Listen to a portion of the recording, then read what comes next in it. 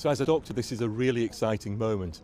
NHS staff around the country at vaccination hubs such as this one we're here at today have been working tirelessly to make sure that we are prepared to commence vaccination on Tuesday.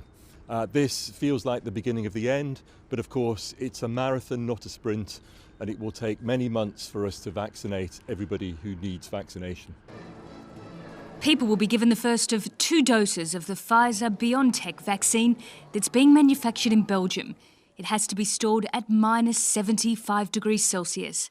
But the government hopes the AstraZeneca, Oxford and Moderna vaccines will also be approved soon. Care home staff and residents are the first group on the list to be vaccinated. Then people aged over 80 and health and social care workers. So hospitals like this see many elderly people every day of the week.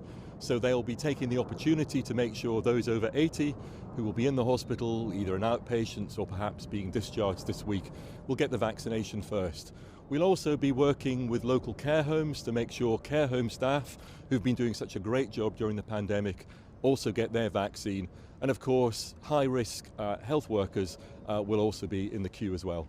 Doctors' surgeries have been told to start preparing to distribute shots.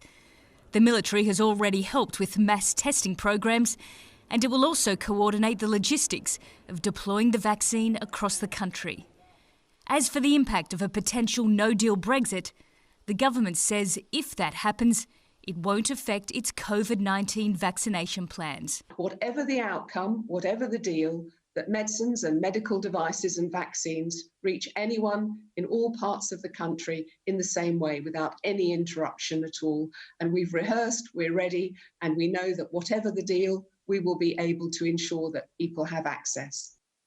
The British government is aiming to have 800,000 doses of the vaccine available this year. It's a start, but a drop in the ocean, as millions of people will need to be vaccinated for the world to have a shot at defeating COVID-19. Nicole Johnston, CGTN, London.